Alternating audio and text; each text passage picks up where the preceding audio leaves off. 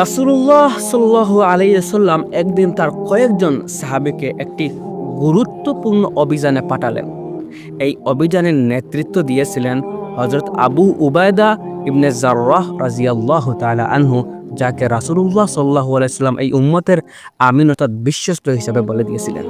সাহাবীগণ আল্লাহর উপর ভরসা করে রওনা হলেন, কিন্তু পথ ছিল দীর্ঘ আর প্রস্তুত ছিল সীমিত খাবার। দিন যেতে না যেতেই একসময় তাদের খাবার শেষ হয়ে যায়। কোনো রসিদ নেই, কোনো সাহায্য নেই, শুধু আছে আল্লাহর উপর ভরসা।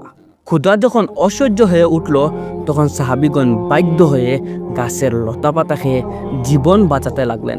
হাদিসে বর্ণিত আছে, পাতা খেতে খেতে তাদের মুখ পর্যন্ত ফুলে গিয়েছিল, কিন্তু তবুও তারা হাল ছাড়েননি।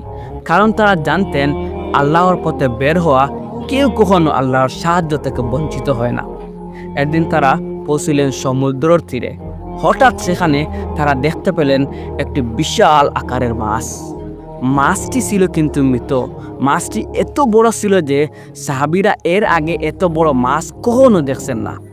এটা কি খাওয়া যাবে? এটা তো মৃত।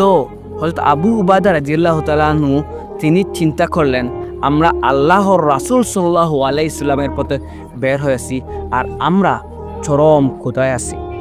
সমুদ্রের মৃত মাছ হালাল, তাই আমরা এটি খাবো। তারপর কি হলো জানেন?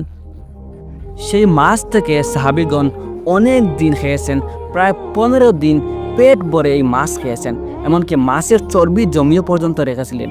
হাদিসে আছে মাছটি একটি হাড়ের নিচ দিয়ে একটি উট চলাফেরা করতে পারত। এতটা বিশাল ছিল মাছটি, আল্লাহর সেই নিয়ামতটি। অভিযান শেষে সাহাবীগণ মদিনায় ফিরে এলেন। তারা রাসূল করিম সাল্লাল্লাহু আলাইহি ওয়াসাল্লামকে পুরো ঘটনাটি খুলে বললেন এবং সেই মাছের কিছু অংশও নিয়ে এলেন।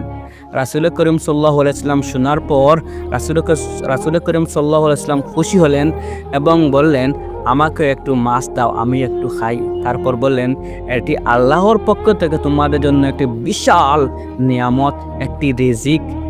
সুতরাং আল্লাহর পথে বের হলে আল্লাহ নিজেই রিজিকের ব্যবস্থা করে দেন। কষ্টের পরেই আসে সুখ। হালাল হারামের জ্ঞান জরুরি, কিন্তু প্রয়োজনে দিনে ছাড় আছে।